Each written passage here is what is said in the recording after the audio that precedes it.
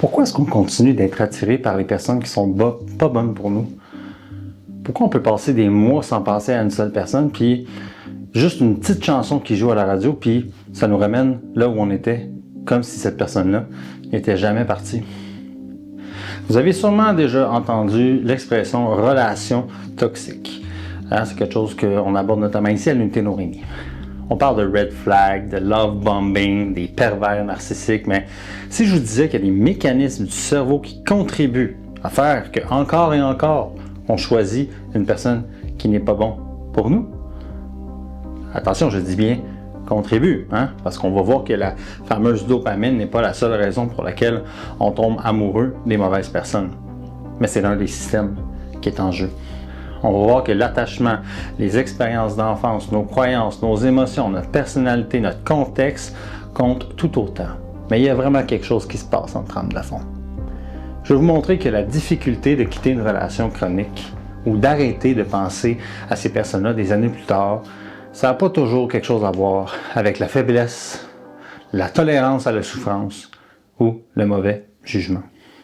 Tout ce que je vais vous partager aujourd'hui s'appuie sur le travail de la Dr. Tracy Marks. C'est une psychiatre qui vulgarise bien les choses au niveau de la dépendance affective, au niveau du cerveau et de son fonctionnement, et je vous encourage grandement à aller voir ces capsules. Comprendre les mécanismes qu'on va voir aujourd'hui, c'est la première étape pour briser des espèces de cycles dans lesquels vous pourriez être coincé aujourd'hui. Avez-vous tendance à être attiré par les personnes qui sont imprévisibles, inaccessibles? Est-ce que ça vous arrive des fois de penser à quelqu'un à qui vous n'avez pas pensé depuis longtemps, le simple fait d'avoir visité un endroit? Je suis convaincu que vous n'êtes pas les seuls si vous avez répondu par l'affirmative. Et on va aller voir ensemble pourquoi ça arrive. Donc, quand on construit une relation avec quelqu'un, il y a ce qu'on peut appeler le piège de la dopamine.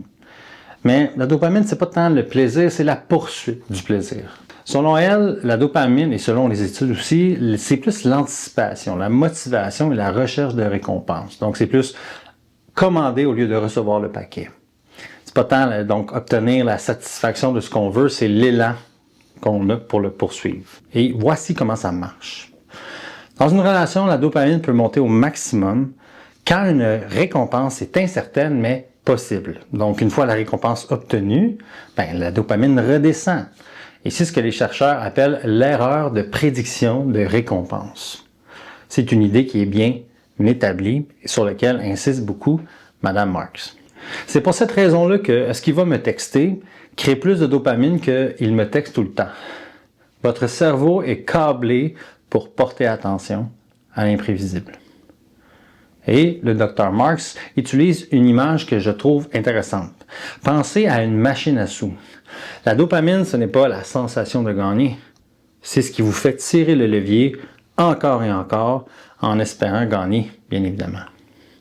Cette dopamine-là se nourrit de l'imprévisibilité, de la chance. La psychologie expérimentale montre depuis longtemps qu'une récompense donnée de façon intermittente maintient un comportement bien plus puissamment qu'une récompense régulière. Comme si la stabilité du cerveau n'était pas suffisante. Et c'est ce que votre cerveau fait dans une relation instable. Il joue. Il gamble. Chaque fois que vous vérifiez votre téléphone, que vous vous demandez si la personne va se présenter, ou quel genre de version de cette personne-là vous allez avoir droit aujourd'hui. Donc, ka-ching, votre cerveau tire le levier. Parlons des partenaires inaccessibles ou inconstants, qui, eux, créent un maximum d'incertitude.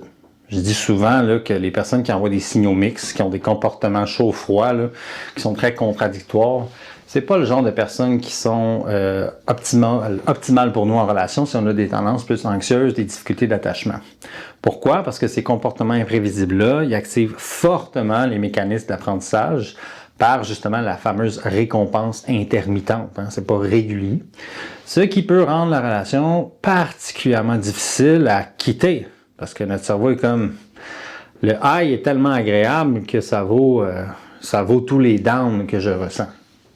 Mais pendant ce temps, les relations stables ne sont pas nécessairement dépourvues de dopamine. Ça ne veut pas dire qu'elles sont plates. C'est juste qu'elles reposent sur peut-être aussi d'autres systèmes qui sont moins axés sur plaisir-récompense, comme la sécurité, la confiance, l'attachement à long terme.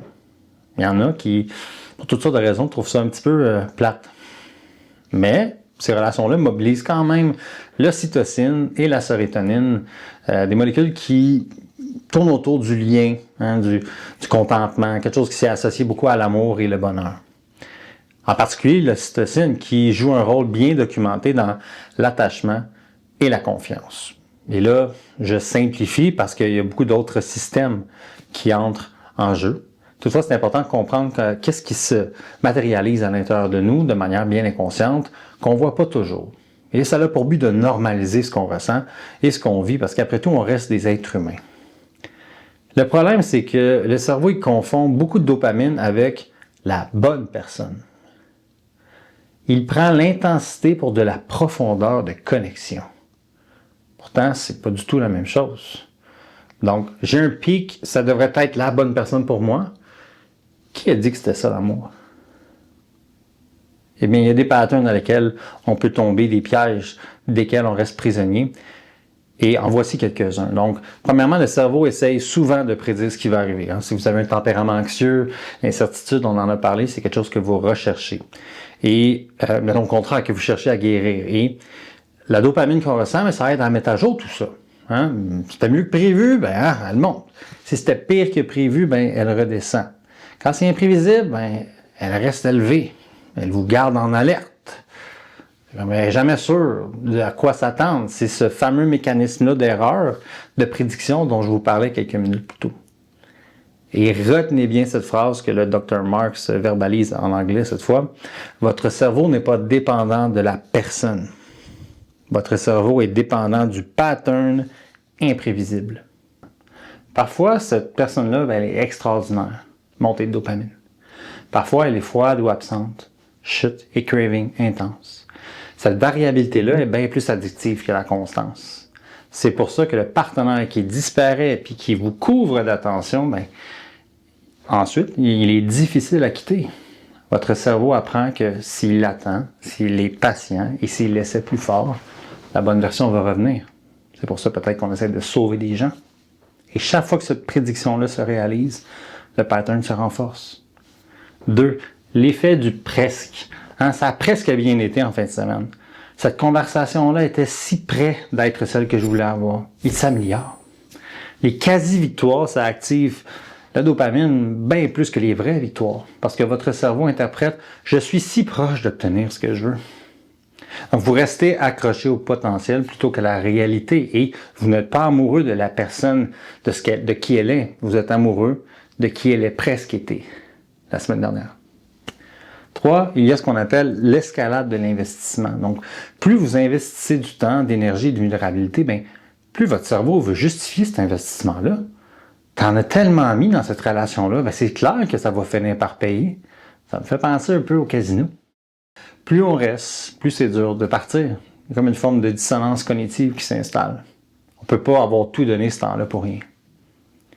Et en plus de ça, si dans votre enfance, le chaos ressemblait à de l'amour, puis que les figures d'attachement étaient inconstantes, et votre affection, celle que vous receviez, était conditionnelle ou imprévisible, c'est clair que votre cerveau a appris à associer imprévisibilité et connexion.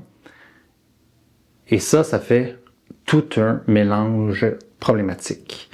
Et donc, c'est clair que nos expériences précoces façonnent ce qui nous paraîtra un peu plus attirant plus tard. C'est pas un défaut de caractère, c'est juste du conditionnement. Et avec le temps, comme avec la dépendance, il y a un phénomène de tolérance. Il faut beaucoup plus de drames pour le même hit de dopamine et la stabilité finit par sembler plate un petit peu. C'est pas que vous voulez pas une relation saine, c'est que votre cerveau ne l'enregistre pas comme étant gratifiante. Donc, demandez-vous dans lesquels patterns vous tombez, que ce soit le premier, donc le plaisir intermittent, le presque ou l'impression de ne pas avoir investi votre temps pour rien. Et écrivez en commentaire si jamais vous vous reconnaissez ou si vous vous sentez à l'aise de le faire. Je vous disais qu'il y avait des signes, eh bien, on pourrait dire qu'il y en a au moins 5 pour reconnaître ce piège-là. Et sans jugement, ce sont juste des patterns, pas des échecs personnels. 1. La chasse est meilleure que la prise. L'attente, les textos, l'espoir sont plus intenses que le temps réellement passé ensemble. 2. Vous rationalisez les drapeaux rouges en complexité ou en profondeur. et vous passez plus de temps à analyser la relation qu'à la vivre. 3. Les personnes stables vous semblent ennuyantes. Vous interprétez l'absence de drame comme une absence de chimie. 4. Vous êtes anxieux quand ça va bien, toujours en attente que ça tourne mal. Et 5. La relation occupe une place disproportionnée dans votre tête. Vous rejouez les conversations en boucle et vous ruminez. Si vous vous reconnaissez dans au moins une de ces options, ça ne veut pas dire que vous êtes condamné, hein? Ça veut dire que votre cerveau a appris un pattern et ce pattern-là, ce schéma-là, ça se désapprend. Mais gardez le 5e en tête, les conversations qu'on rejoue en boucle, parce que ça va faire un lien avec ce qui s'en vient plus tard dans l'atelier. Donc jusqu'ici, on a beaucoup regardé ce qui se passe à l'intérieur du cerveau, mais maintenant je vous propose de reculer d'un pas et de regarder ce qui se passe surtout entre deux personnes. Et pour ça, on va s'appuyer sur le travail d'une personne qui est assez réputée dans le milieu, qui est Colette Portelance, qui a écrit un livre vraiment intéressant qui s'appelle « De quel système relationnel êtes-vous prisonnier ?» On parle de dynamique ordinaire, celle que presque tout le monde reconnaît dans ses relations interpersonnelles.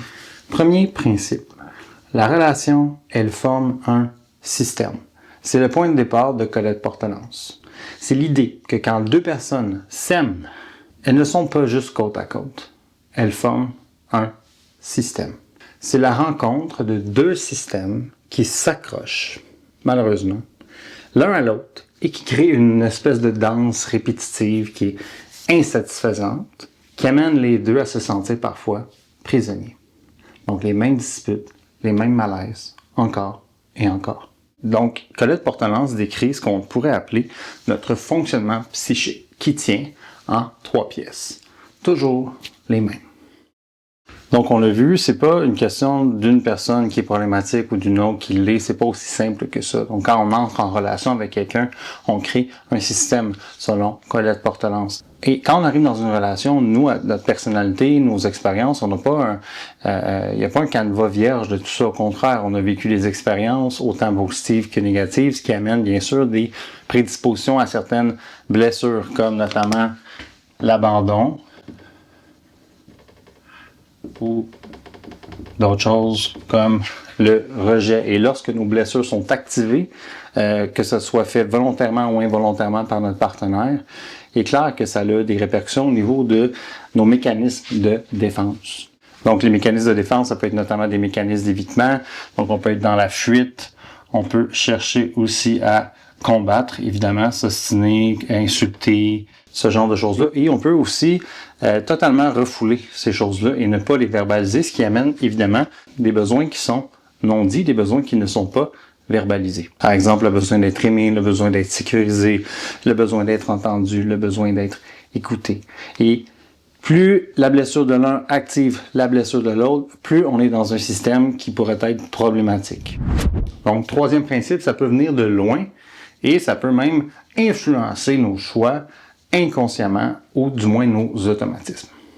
Parce qu'on n'a pas inventé tout ça et on n'a pas choisi à l'âge adulte de cristalliser des comportements comme ça. Ils se sont formés dans l'enfance, souvent dans la relation avec nos parents et des gens qui ont été significatifs dans notre avancement. On répète ce qu'on connaît.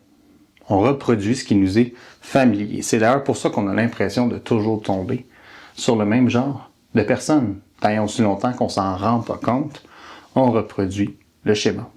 Prenons un exemple spécifique, qui est pour moi mon préféré, le système abandonnique déserteur.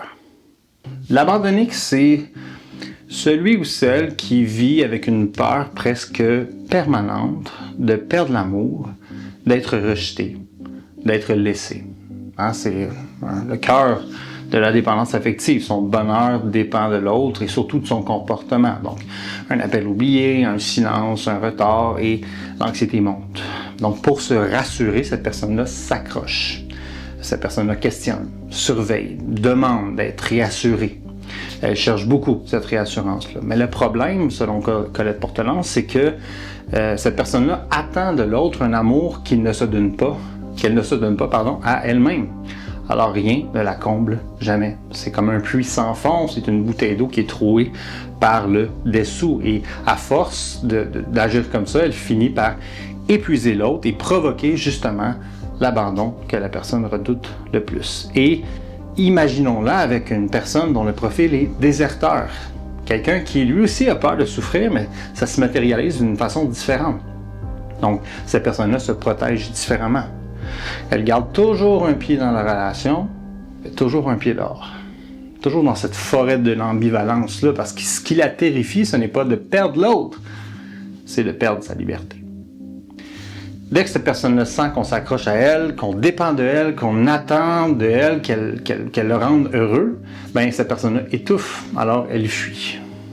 Souvent, elle va prendre une certaine distance, elle va se retirer de la relation. Et ça va se transposer par le silence, une fuite vers le travail, une fuite vers les écrans, le sport. Bref, il y a aussi une forme d'absence intérieure qui se manifeste.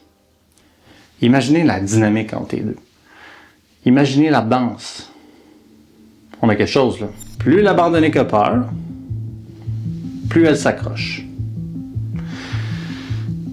Plus cette personne s'accroche, plus le déserteur étouffe et se retire.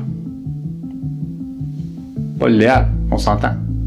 Et plus le déserteur se retire, plus l'abandonné s'accroche, panique et tend à aller chercher de plus en plus la réponse à ses besoins non comblés. Donc, chacun, en essayant de calmer sa propre peur, déclenche la blessure de l'autre. Donc, ils s'alimentent mutuellement sans même le vouloir. Et Colette Portelance, même que les rôles peuvent s'inverser. Dans un système, si l'un se met à fuir, l'autre se met à s'accrocher. C'est le bon vieux « fuis-moi, je te suis ». Suis-moi, je te fuis. Le problème, c'est pas l'autre. Ce n'est pas la fuite du déserteur, ni l'envahissement de l'abandonné. Souvent, la vraie source, ce sont les émotions que l'autre vient déclencher ou favoriser en nous. Les occasions qu'il nous donne, comme la peur de perdre, l'insécurité, et surtout les besoins que l'on n'exprime pas. L'abandonné croit que son problème, c'est que l'autre va partir. Mais le déserteur croit que son problème, c'est que l'autre l'étouffe. C'est sûr que si on s'arrête à ça, ben ça marchera pas. Tant que les deux se pointent du doigt, ben, ils restent prisonniers de leur système. Alors, comment on sort d'un système comme celui-là? Certainement pas en changeant l'autre ou en changeant de partenaire de manière automatique, parce que ça fonctionne pas. On en sort parce qu'on a une certaine prise de conscience de son propre fonctionnement. On reconnaît sa blessure. Hein? C'est ma blessure qui s'active actuellement. Voici comment je me défends et voici le besoin que je n'arrive pas à verbaliser.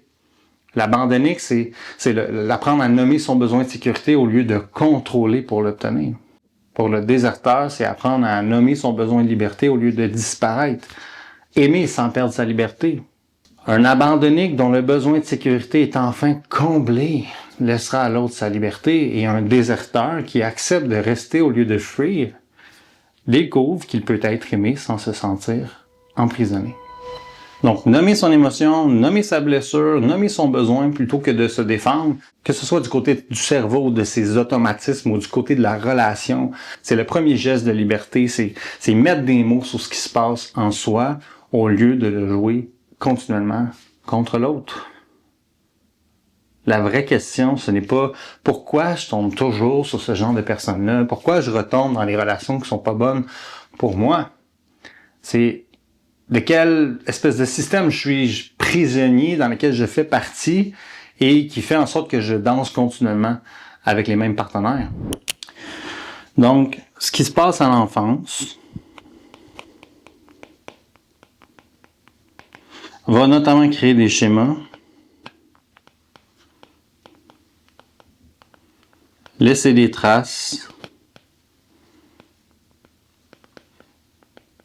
Et notre travail, c'est de faire passer l'inconscient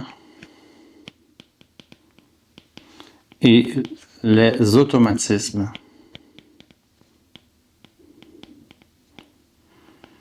à la conscience, le recul et des actions plus alignées. Si Si on se surprend à se mettre en position de victime continuellement, on n'est définitivement pas en train de se responsabiliser pour changer. C'est là où je vous dis que pointer du doigt, prétendre que l'autre est trop ci ou pas assez ça, c'est rarement la solution. Hein? On s'entend, on peut s'introspecter, on peut verbaliser ce qu'on désapprouve chez l'autre. Toutefois, on gagne toujours à se regarder dans le blanc des yeux et en se disant qu'est-ce que j'ai pas encore conscientisé. C'est là où faire une thérapie, voir un psychologue, rencontrer un intervenant, travailler sur sa dépendance affective.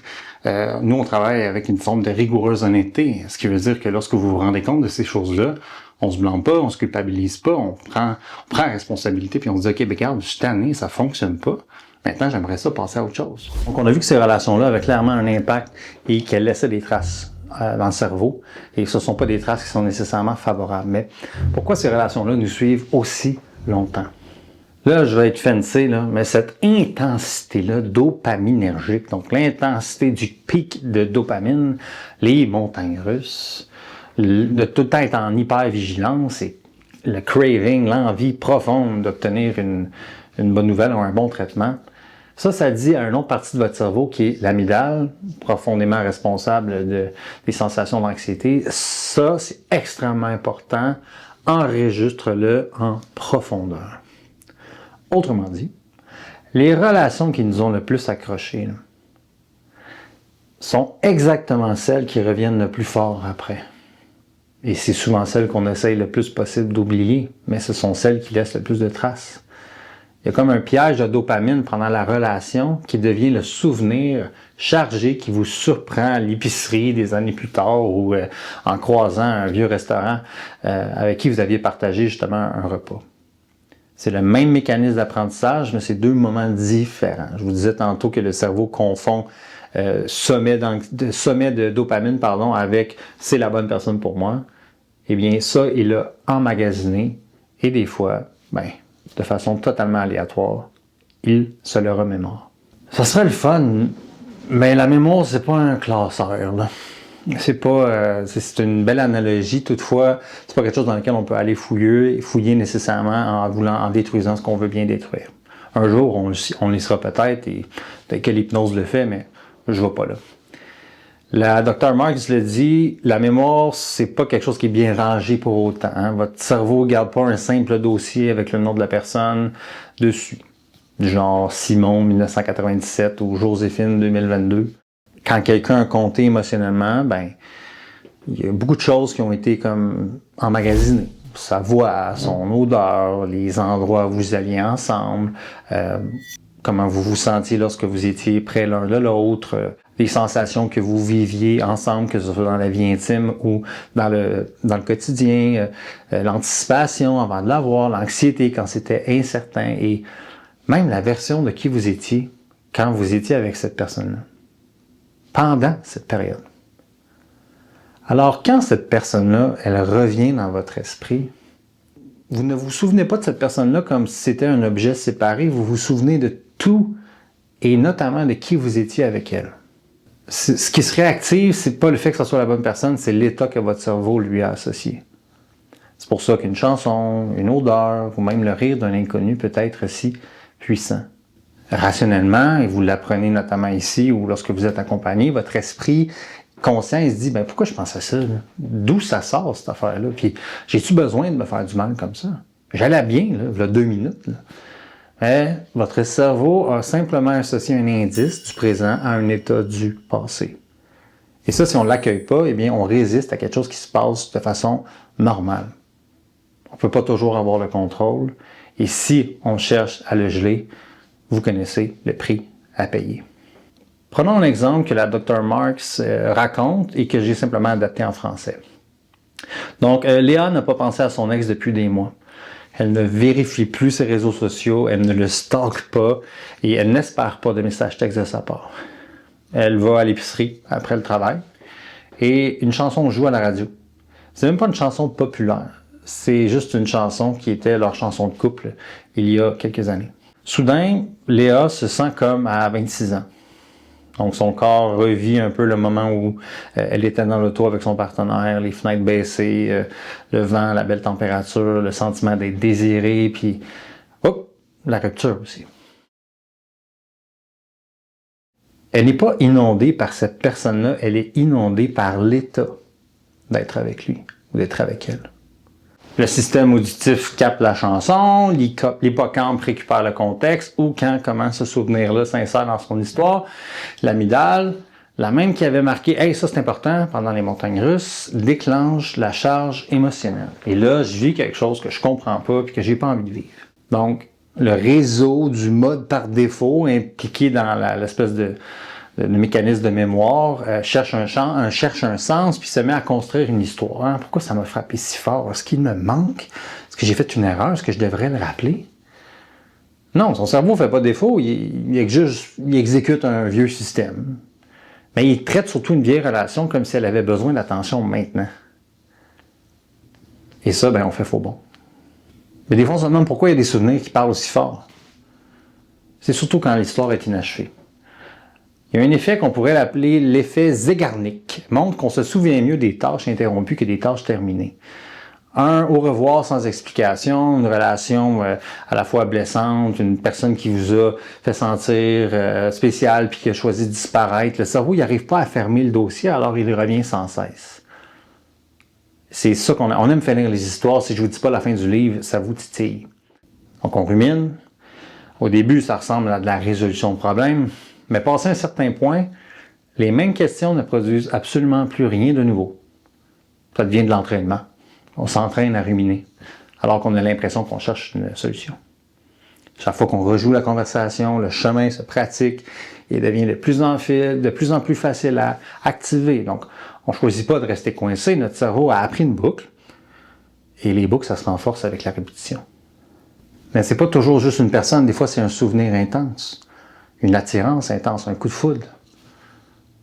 Pas parce qu'on y pense que c'est un message à suivre, rêver de quelqu'un des années plus tard, ça ne veut pas dire que c'était la bonne personne. Ça ne veut pas dire qu'il faut le rappeler. Votre corps réagit, ça ne veut pas dire que la relation a sa place dans votre présent, là où vous êtes dans votre établissement. Ça veut dire que votre cerveau a stocké cette information-là, un pattern, et que quelque chose l'a réactivé, même si ce n'est pas quelque chose que vous avez demandé. Mais, bonne nouvelle. Peu importe le piège dans lequel duquel vous êtes prisonnier, ça se travaille avec une clé. Hein? Nommez ce qui se passe pour créer un écart entre la réaction, un peu de votre cerveau automatique, et celle que vous aviez envie d'avoir. Le simple fait de le nommer, ça engage le cortex préfrontal, votre cerveau rationnel. Donc, mettre des mots sur une émotion, ça baisse l'activité de l'amygdale. C'est prouvé. Et peu importe le piège dans lequel vous êtes, il y a des étapes qu'on peut suivre ensemble. Lorsqu'il y a une attirance imprévisible qui frappe, donc quand on sent la montée, l'excitation du petit texto qui redonne espoir, prenez une pause et dites-vous, ceci est de la dopamine, pas de la connexion, pas une réponse à un besoin ou mes valeurs. Suivez le pattern, pas la personne. Quand est-ce que l'attirance est la plus forte? Est-ce que c'est après la distance, après un conflit, quand la personne se montre inaccessible? Et que devient votre intérêt quand elle devient constante? Essayez de collecter la preuve que l'attirance pourrait reposer sur un pattern et non sur la personne. Que vous entretenez un schéma et non une attirance réelle. Vous n'avez pas choisi la mauvaise personne parce que vous êtes brisé. Votre cerveau répond à un type de stimulation bien précis. Pour ça, il faut réapprendre autre chose. Redirigez votre dopamine. Votre cerveau a besoin de nouveautés et de défis, mais pas forcément dans les relations. Une nouvelle compétence, un projet créatif, un défi physique. Enseignez à votre cerveau que la dopamine peut venir d'expériences qui ne vous font pas du mal. Soyez réaliste aussi, attendez-vous à des effets de sevrage. Si vous quittez ou coupez le contact, clairement, ça va être désagréable, ça va être déstabilisant. La chute de dopamine, ça crée des cravings, ça crée des pensées obsessives, une tendance à voir le bon côté des choses, à romancer la relation. C'est un sevrage psychologique. Hein? C'est la définition d'un craving. C'est pas la preuve qu'on a pris une mauvaise décision. On fait juste essayer de soulager le malaise. Donc, à 3 heures du matin, quand vous êtes convaincu de devoir texter la personne parce que vous avez fait une erreur, un symptôme de craving, tout simplement. Le tolérer, c'est la première étape. Et on gagne à s'exposer graduellement à cette stabilité-là.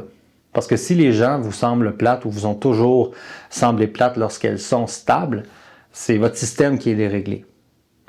Commencez petit à petit. Réapprenez à votre cerveau à trouver agréable le simple fait de partager un café avec quelqu'un qui offre de vrais compliments. Un deuxième rendez-vous avec quelqu'un qui est sincère, qui est content d'être avec vous sans nécessairement tous les flafliflas qui venaient avec vos anciennes relations. Ou ce qui est présenté dans les films d'Hollywood. Parce que sur des semaines et des mois, le cerveau, il se recalibre. La stabilité commence à sembler beaucoup plus sécurisante et nourrissante au lieu d'être ennuyante. Mais des fois, même lorsqu'on réapprend, le souvenir va ressurgir. Et là, on gagne à faire ce que le docteur Marx appelle la reconsolidation. Quand un souvenir est réactivé, le cerveau l'ouvre brièvement, puis le range à nouveau. C'est comme sortir ses jouets du coffre, jouer, puis les remettre dedans, simplement. Mais pendant cette nouvelle fenêtre, il y a de la nouvelle information qui peut se lier à l'ancien souvenir. Donc, on peut faire un petit peu une mise à jour. Donc, je suis en train de vous dire d'effacer la personne de votre mémoire. C'est juste qu'on réduit la charge émotionnelle qu'on y a associée, puis on met à jour le reste. Surtout le sens qu'on lui porte et ce qui va venir avec en termes de sensations et d'émotions. Ne forcez pas le souvenir à partir parce que ça n'a jamais fonctionné pour personne. Suppresser ou la suppression se retourne souvent contre nous. Alors, tout ce qu'on met en dessous du tapis, on tend à s'enferger dedans. Alors, l'affronter, c'est toujours plus pratique. Et pour ça, je vous propose 4 étapes. Nommer. C'est mon ancien moi avec cette personne qui refait surface. Cette phrase vous fait passer d'un souvenir à titre d'observateur simplement de ce souvenir-là. Deuxièmement, situez-le dans le temps. Ça appartient à telle période de ma vie. Ce n'est pas une urgence actuelle. C'est une manière de défusionner si vous connaissez bien la stratégie. Troisièmement, actualiser. J'en sais beaucoup plus maintenant. Je suis ailleurs. Je sais que cette relation-là a compté et je sais pourquoi elle s'est terminée aussi. Mais je sais surtout qui je suis aujourd'hui. On ne se bat pas avec un souvenir, on lui donne juste un nouveau contexte. Pendant qu'il est actif, moi j'ai le souvenir d'avoir cru au Père Noël. Les choses ont changé. Et 4, ancrez-le dans le concret. Passez à quelque chose de sensoriel et physique. Donc, détournez votre attention avec quelque chose qui se passe dans le moment présent. Lavez la vaisselle, retournez à vos actions, remarquez la température de l'eau, marchez en nommant 5 choses que vous voyez. C'est pas de l'évitement, c'est juste de dire je régule. Je l'ai ressenti, je l'ai nommé, je l'ai mis à jour, puis maintenant je donne quelque chose de concret à mon cerveau pour qu'il puisse s'attarder à autre chose que ce vieux souvenir-là qui est envahissant. C'est le moment où je vais vous inviter à réfléchir à un souvenir qui est léger, qui n'est pas le plus douloureux.